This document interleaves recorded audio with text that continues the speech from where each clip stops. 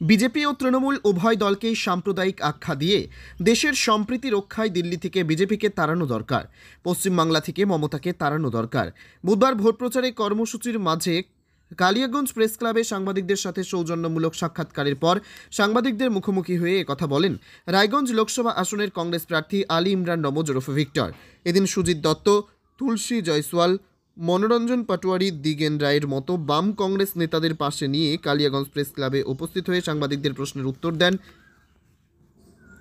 রায়গঞ্জ লোকসভা আসনের কংগ্রেস প্রার্থী।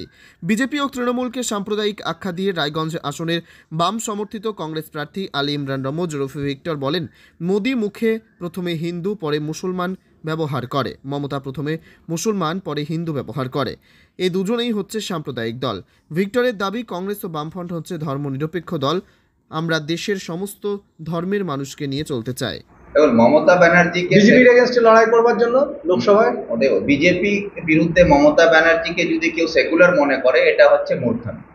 কেন কি নরেন্দ্র মোদী বা বিজেপি বা মমতা বা তৃণমূল, এদের হচ্ছে মোদির মুখে থাকে হিন্দু মুসলমান আর মমতার মুখে থাকছে মুসলমান হিন্দু। শুনতে দুটোই শব্দ একরকম লাগে, কিন্তু মোদি প্রথমে হিন্দু পরে মুসলমান ব্যবহার করেন, মমতা আগে মুসলমান পরে হিন্দু ব্যবহার করেন।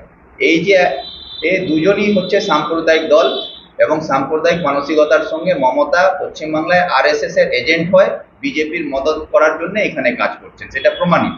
সেই জন্যে আমরা কংগ্রেস বা বামফ্রন্ট, আমরা হচ্ছি সেকুলার দল। দেশের মধ্যে আমরা হিন্দু মুসলমান শিখ ইসাই সবাইকে নিয়ে চলতে চাই, একটা ধর্মীয় সম্প্রীতিকে রক্ষা করার জন্যে। যেরকম বিজেপিকে তাড়ানো দরকার, সেইভাবে পশ্চিমবাংলা থেকে মমতাকে তাড়ানো দরকার। ঠিক আছে, আমার পাশে বসে আছেন, আমাদের পাশে বসে থাকলে কি সহযোগিতা হয়? ব্লক প্রেসিডেন্ট বসে আছেন, আমরা তো গ্রামগঞ্জে সেভাবে দেখছি না।